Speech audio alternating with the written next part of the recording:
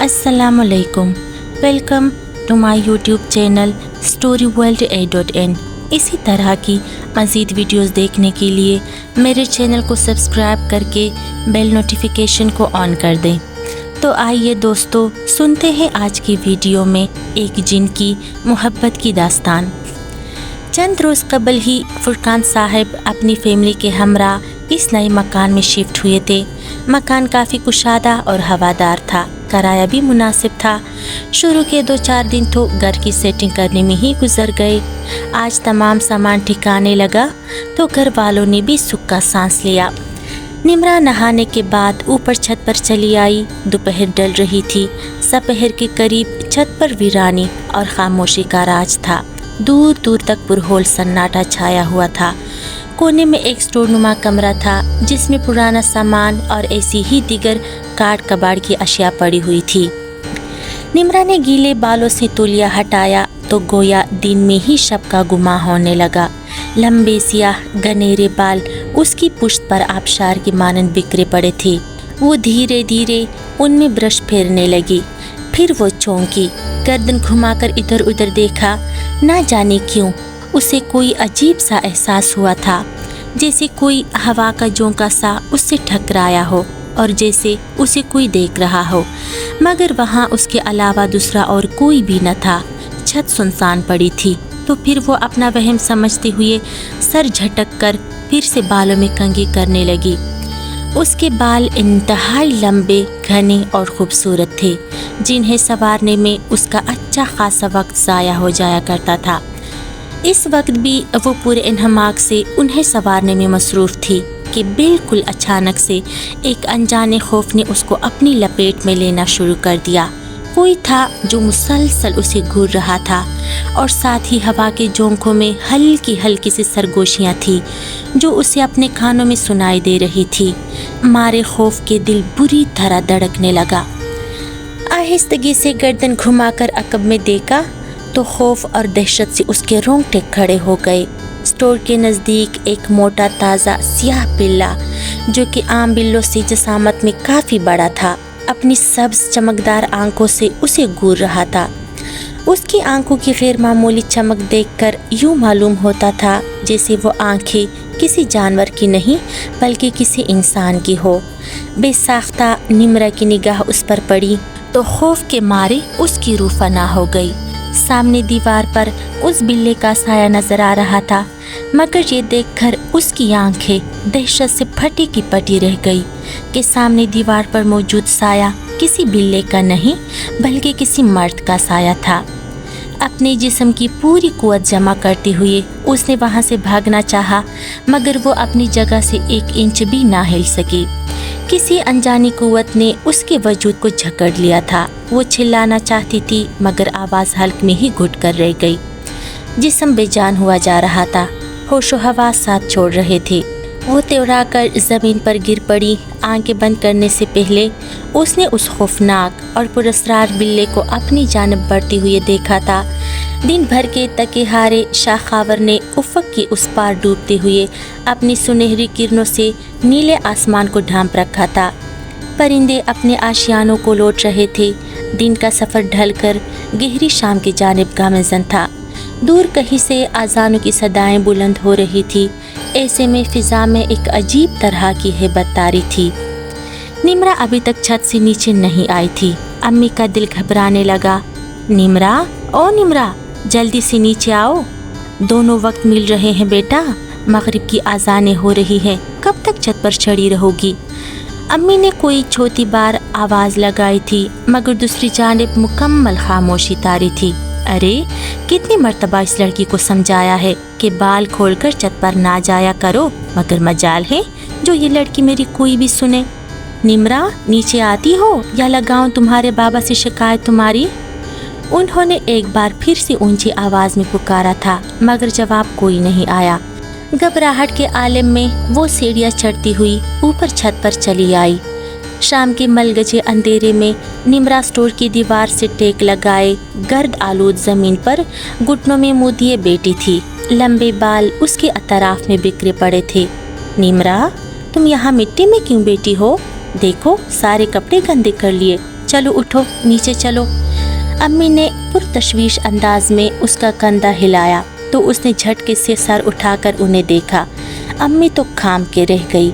ये उनकी हसीन बेटी का चेहरा तो न था। लट्टी की मानंद सफ़ेद दहशतनाक चेहरा, खून चलकाती सुर्ख अंगारा आंखें। अम्मी का हाल झटक कर वो तेज़ी से सीढ़ियाँ उतरती हुई नीचे चली गई। रात का खाना खाया और ना ही नमाज अदा की, बल्कि वो किसी से भी कोई बात किए बगैर अपने कमरे में बंद हो गई थी। अम्मी उसे खाने पर बुलाने आई तो वो भी सूत पड़ी हुई थी। अम्मी ने उसका माथा छुआ, फिर तेज़ी से हाथ वापस खींच लिया। सारा बदन आग की मानंद दहक रहा था। दवा के साथ दम दरुद करवाया गया, तब कहीं जाकर 1 हफ्ते के बाद बुखार का जोर टूटा था। अलबत्ता इस दौरान एक के बाद दीगरे निम्रा के अंदर अजीब तब्दीलियाँ रोनुमा हुई थी। गहरी खामोशी ने उसके वजूद में ढेरे डाल दिए थे। सारा दिन वो अपने कमरे में रहती और शाम के साए फैलती ही ऊपर छत पर चली जाती। उसकी भूख वहशियाना हद तक बढ़ चुकी थी। एक वक्त में तमाम खाना छट कर डालती और फिर कुछ ही देर बाद फिर से खाना मांगने खड़ी हो जाती थी।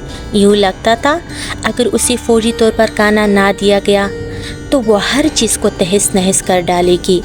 अम्मी बेचारी नए सिरे से खाना बनाने लग जाती।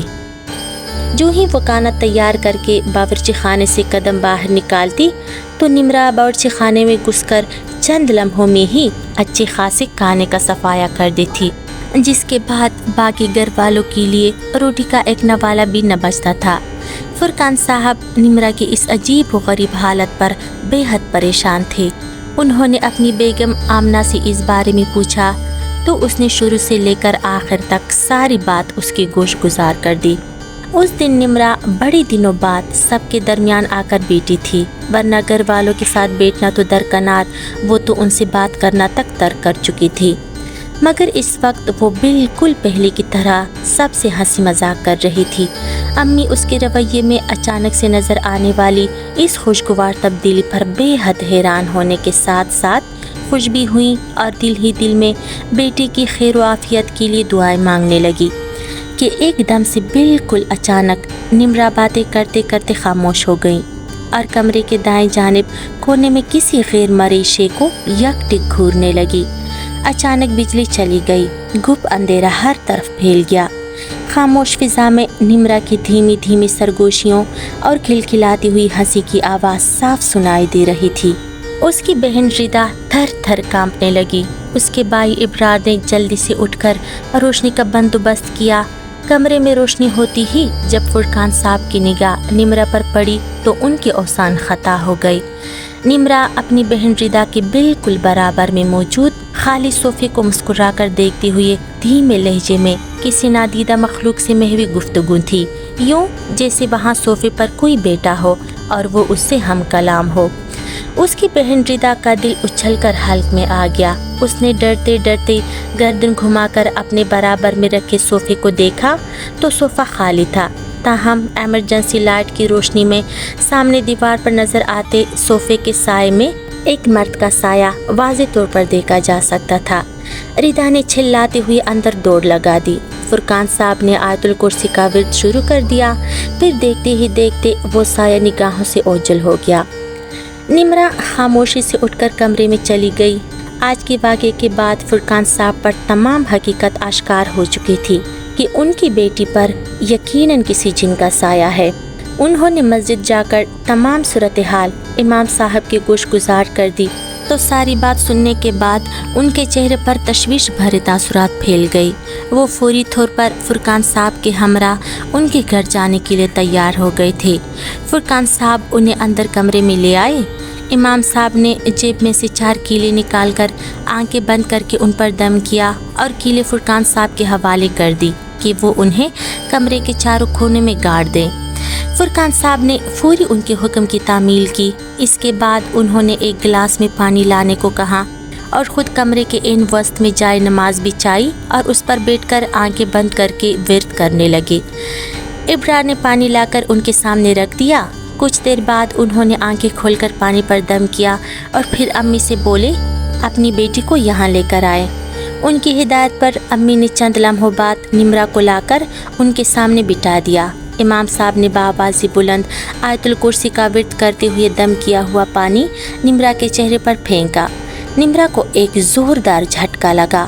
امام صاحب نے کئی بار یہی عمل دہرایا تو نمرا اپنے آپے سے باہر ہو گئی اور خون خوار نظروں سے انہیں گھورنے لگی۔ کون ہو تم اور اس بچے پر کیوں قبضہ کیا ہوا ہے؟ امام صاحب کے سوال پر نمرا مردانہ آواز میں غرائی، میں ایک جن ہوں، میرا نام اتمش ہے اور میں اس سے بہت محبت کرتا ہوں۔ تم اس بچے کو کیسے جانتے ہو؟ جواب دو۔ برسوں سے اس گھر کی چھت پر میرا بسیرا ہے۔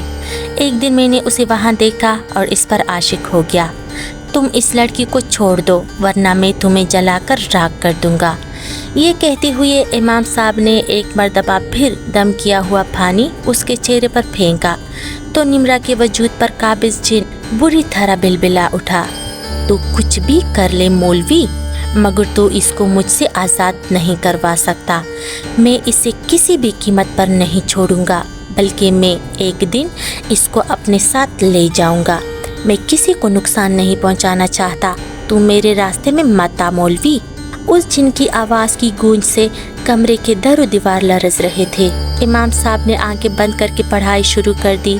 بند کر اسے مولوی، نمرا زور سے گرجی، مگر امام صاحب اسے یکسر نظر انداز کر کے توجہ سے اپنی پڑھائی میں مصروف تھے۔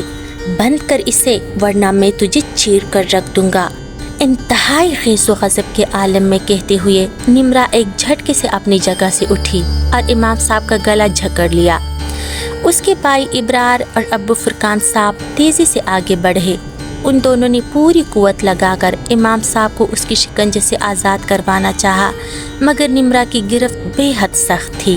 امام صاحب نے اونچی آواز میں آیت الکرسی کا ورد کرنا شروع کر دیا، تبھی اس کی گرفت ڈھیلی پڑی۔ ابرار نے دم شدہ پانی اس پر پھینکا تو وہ چیختی ہوئی دور ہٹ گئی اور بے ہوش ہو گئی۔ امام صاحب کی حالت غیر تھی، وہ جن بے انتہا طاقتور تھا، اس سے مقابلہ کرنا اس کے بس کی بات نہ تھی، لہٰذا وہ معذرت کر کے بمشکل ہی اپنی جان بچا کر وہاں سے نکلے تھے۔ البتہ اس نے جانے سے پہلے فرقان صاحب کو ایک صوفی صاحب کا پتہ بتا دیا تھا، اب وہی ان کی مدد کر سکتے تھے۔ صوفی صاحب ایک بہت پہنچے ہوئے بزرگ تھے، جنہوں نے اپنی ذات خلق خدا کی مدد کے لیے وقف کر رکھی تھی۔ ان کا آستانہ شہر سے قدرے ہٹ کر غیر آباد علاقے میں واقع تھا۔ فرقان صاحب نے وہاں جانے کا فیصلہ کر لیا۔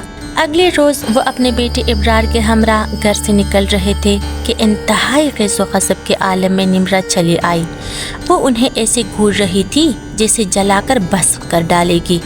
اچھا، تو نے مجھے یہاں سے نکالنے کا ارادہ کر ہی لیا ہے؟ میں بھی دیکھتا ہوں کہ تو مجھے میری محبت سے کیسے جدا کرتا ہے، وہ جن اتمش بھاری مردانہ آواز میں کہتے ہوئے ایک چس لگا کر کمرے میں گھس گیا اور دروازہ اندر سے بند کر لیا۔ فرقان صاحب کی چھٹی حس نے انہیں خطرے کا اشارہ دیا۔ وہ جلدی سے کمرے کی جانب لپکے اور دروازہ زور سے بجایا۔ نمرا بیٹی، دروازہ کھولو، خدا کے لیے اتمش، میری بیٹی کو کچھ نہ کرنا، وہ بے قصور ہے، دروازہ کھولو۔ شور سن کر باقی سب بھی دوڑے آئے۔ فرقان صاحب کھڑکی کی طرف گئے اور اندر کا منظر دیکھ کر ان کا دل دھڑکنا ہی بھول گیا۔ نمرا سٹول پر چڑھی گلے میں رسی کا پندہ ڈال رہی تھی۔ فرقان صاحب کو دیکھ کر اس نے زوردار کہا لگایا، بلا اس مولوی کو، اب جا بلا۔ یہ کہتے ہوئے اس نے رسی کا دوسرا سرا پنکھے میں ڈال کر گرا لگائی۔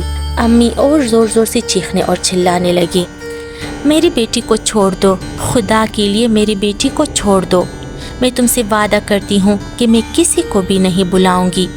فرقان صاحب ہاتھ جوڑ کر اس جن سے التجا کر رہے تھے کہ تبھی نمرا نے ایک زوردار کہا لگاتے ہوئے سٹول کو ٹوکر مار دی۔ سب کی چیخیں نکل گئی، اس کا وجود فضا میں معلق ہو گیا، ہاتھ پاؤں ادھر ادھر وہ مارنے لگی۔ ابرار جو مسلسل دروازہ کھولنے کی کوشش کر رہا تھا، اس بار اس نے ترچھا ہو کر کھندے سے چند زوردار ضربے دروازے پر لگائی تو وہ اڑتا ہوا دوسری جانب جا لگا۔ پھر وہ تیزی سے اندر لپکا اور نمرا کی دونوں ٹانگیں پکڑ لی۔ और फिर उसने और फुरकान साहब दोनों ने मिलकर निम्रा को नीचे उतारा। वो बेहोश हो चुकी थी, मगर सच शुक्र कि उसकी जान बच गई थी। इस वाक़े के बाद फुरकान साहब बेहद खौफज़दा हो गए थे। वो जिन तो उसकी सोच से भी कहीं ज़्यादा ताकतवर था। अगर वो उसके ख़िलाफ़ कोई भी कार्रवाई करते तो वो उनकी बेटी की जान ले लेता, और ये बात फुरकान साहब को हरगिज़ कबूल नहीं थी। जिस वक्त फुरकान साहब को लगा कि तमाम दर बंद हो चुके हैं, तभी ताया हमीद उम्मीद की किरण बनकर चले आए। फुरकान साहब के ताया हमीद ने ही उनकी परवरिश की थी। वो उन्हें बिल्कुल अपने सगे बेटों की तरह चाहते थे। उन्होंने जब फुरकान साहब को इस कदर परेशान हाल देखा तो उससे इस परेशानी की वजह दरियाफ्त की।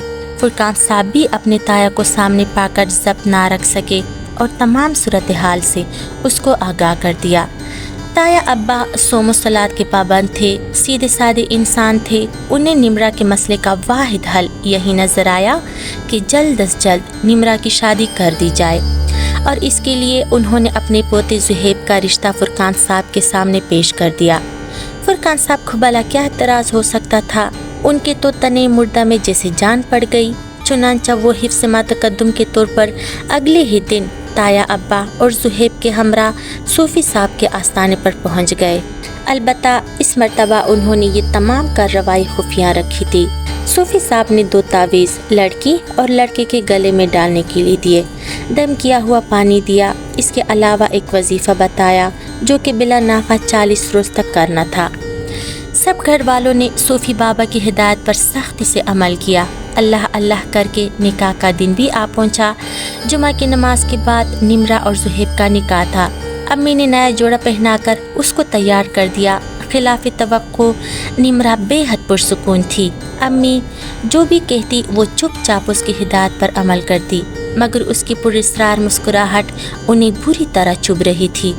मर्द हजरात जुमा अदा करके काजी साहब के हमरा घर में दाखिल हुए तो निकाह की कार्रवाई शुरू की गई।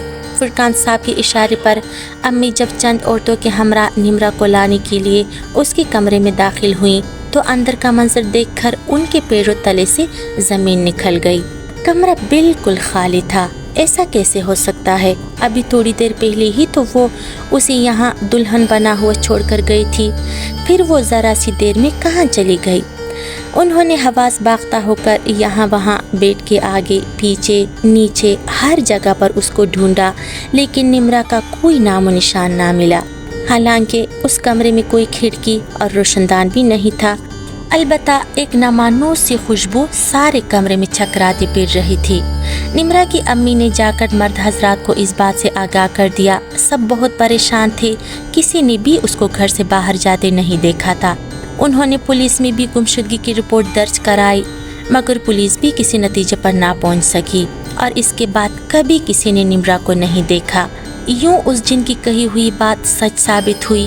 उसने कहा था कि निम्रा उसकी मोहब्बत है, उसे कोई निम्रा से जुदा नहीं कर सकता। एक दिन वो निम्रा को अपने साथ ले जाएगा, और शायद यही हुआ। वो निम्रा को अपने साथ हमेशा के लिए ले गया।